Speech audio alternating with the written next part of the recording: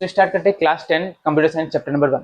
तो computer science एक ऐसा सब्जेक्ट है जिसके ऊपर सबसे ज़्यादा कमेंट हमारे पास आया कि सर हमारे स्कूल में अच्छा कंप्यूटर का टीचर नहीं है, या कंप्यूटर टीचर जो है वो जो क्या समझाते हैं कुछ समझ नहीं आता, प्रोग्राम्स इतना टफ है कि प्रोग्राम्स माथा में आता ही नहीं है। क्या हुआ, प्रोग्राम 2-2 पेज का प्रोग्राम कैसे उसको पढ़ा जाए, कैसे समझा जाए, कैसे सॉल्व किया जाए, क्योंकि मैक्सिमम स्कूल में प्रोग्राम समझाया नहीं जाता।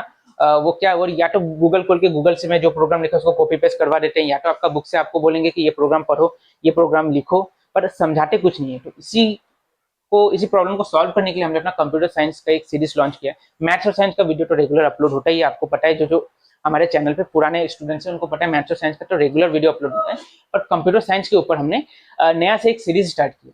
तो ये कंप्यूटर साइंस का सीरीज का मेनली एम यही है कि आपका कॉन्सेप्ट क्लियर करवाना। प्रोग्राम, जो कि प्रोग्राम आप अगर बुक में देखो क्लास 10 का बुक में सिर्फ प्रोग्राम भरा हुआ है, ठीक है। आपको सिर्फ प्रोग्राम मिलेगा, और प्रोग्राम 2-2 पेज का बड़ा लंबा लंबा प्रोग्राम जो कि देख के ही डर लग जाता है, रातों का नींद हराम हो जाता है स्टूडेंट का, ठीक है। तो इसी के लिए वो प्रोग्राम को 2 पेज का प्रोग्राम अगर मैं 4 लाइन या 6 लाइन में अगर मैं सॉल्व करा दूं तो किसी को मेरे हिसाब से कोई प्रॉब्लम नहीं होगा।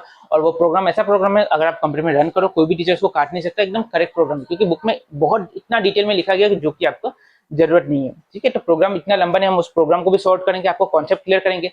और कॉन्सेप्ट क्लियर करने का बात यह है कि देखो, आजकल बुकिश नॉलेज लेके कोई फायदा नहीं है। बुक में जो क्वेश्चंस दिया है वो बुक का क्वेश्चन अगर आप पढ़ोगे ठीक है, पर एग्जाम में वैसा क्वेश्चन नहीं आता, क्योंकि अब कॉन्सेप्ट बेस्ड पेपर आने का ट्रेंड चलने लगा है। क्वेश्चन मेनली एआई वगैरह से सेट किया जाता है, तो बुक का जो क्वेश्चन है वो भूल जाओ कि वो आने वाला है। सब कॉन्सेप्ट बेस्ड आएगा। और प्रोग्रामिंग लास्ट ईयर से 2 साल से मैं फॉलो कर रहा हूँ कि प्रोग्राम के ऊपर ज्यादा फोकस किया जा रहा है, प्रोग्राम के ऊपर क्वेश्चन ज्यादा आ रहे हैं।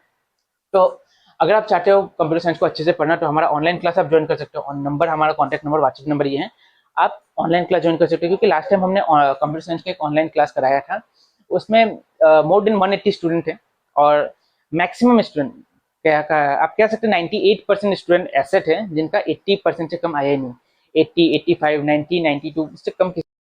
तो अगर आप चाहते हो कि आपका कंप्यूटर साइंस में लेटर आए, अच्छा नंबर से आप पास करो, ठीक है। आप अगर सीरियस हो कंप्यूटर साइंस में, क्योंकि ये आपका इलेक्टिव सब्जेक्ट है, आपको अपने खुद सिलेक्ट किया है, कंप्यूटर साइंस अच्छा लगता था इसलिए सिलेक्ट किया, पर 9-10 में आने के बाद पता चला अरे कंप्यूटर साइंस में तो प्रोग्राम आ गया, अब आपको डर लग रहा है, तो आप ये व्हाट्सएप नंबर पर कॉन्टेक्ट करो, हमारा टीम आपको कॉन्टेक्ट करेगा। ऑनलाइन क्लास आप ज्वाइन कर सकते हो, क्योंकि हमारा ऑनलाइन, ये आपका ऐसा प्रॉब्लम है कि कंप्यूटर साइंस को छोड़ के बाकी सारा सब्जेक्ट आपको आसान लग रहा है, कंप्यूटर साइंस हार्ड लग रहा है, तो समझाने के लिए एक आपको पर्सनल गाइडेंस, एक पर्सनल आपका टीचर होना बहुत जरूरी है। तो मैं, अगर आप चाहते हो मुझसे पढ़ना, आप वीडियो को देखो, वीडियो को समझो, अगर आपको समझ आ रहा है अच्छे से तो आप कांटेक्ट कर सकते हो हमारे ऑनलाइन क्लास के लिए। वैसे आपको यूट्यूब पे भी वीडियोस अपलोड मिल जाएंगे, पर क्या होगा, यूट्यूब पे रेगुलर बेसिस पे वीडियो अपलोड नहीं होता, क्योंकि हमारा यहाँ पे कोचिंग 2 बजे से चलता है, 9 बजे तक, 2 से 9 बजे तक कोचिंग चलता है, उसके बाद वीडियो अपलोड करने का टाइम बहुत कम मिलता है। मैथ्स और साइंस का रेगुलर वीडियो अपलोड होता है, कंप्यूटर साइंस का अपलोड करने का टाइम नहीं मिलता है। तो आप अगर सीरियस हो, अगर आपको रेगुलर वीडियोस चाहिए, नोट्स चाहिए, प्रोग्राम अगर आपको अच्छे से समझना है, तो आप कांटेक्ट कर सकते हो हमारे व्हाट्सएप नंबर पे। हम आपको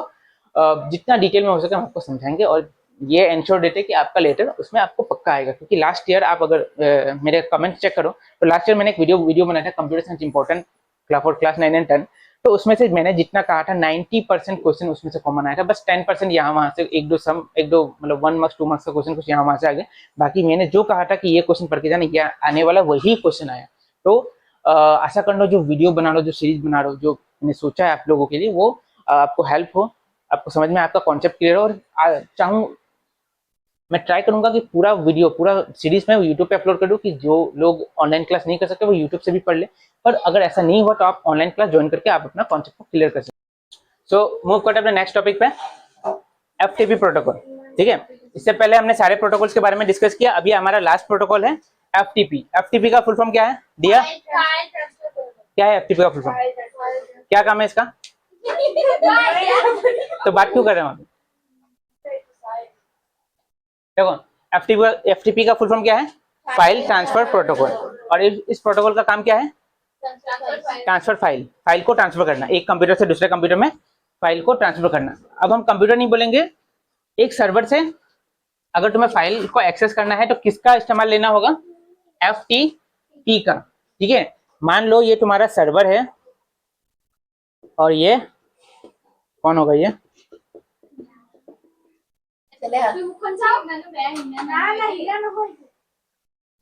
मान लो आदित्य है, ये आदित्य है, ठीक है। आदित्य को सर्वर से कुछ डाउनलोड करना है, हिना सर मुझे सबको सर्वर से डाउनलोड देखो। करना होता है। आदित्य को मान लो सर्वर से कुछ डाउनलोड करना है, तो किस प्रोटोकॉल का इस्तेमाल करेगा वो? FTP प्रोटोकॉल का इस्तेमाल करेगा किसी भी चीज को डाउनलोड करने के लिए, या उसको कोई फाइल अपलोड करना है सर्वर पे, तो किसका इस्तेमाल करेगा? FTP प्रोटोकॉल का। तो इसका मेन काम क्या हुआ? What is the main work of FTP protocol? Download and upload file. समझा? डाउनलोड और अपलोड करने के लिए क्या चाहिए होगा? कंपलसरी क्या है तुम्हारे लिए?